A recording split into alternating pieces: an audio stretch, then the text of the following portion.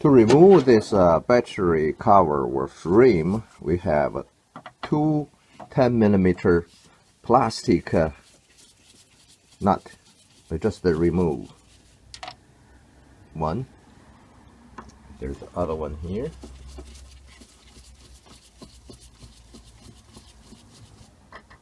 Two.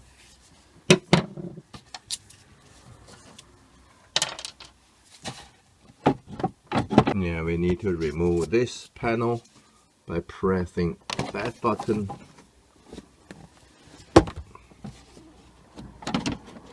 So we can leave this out. So this is battery free.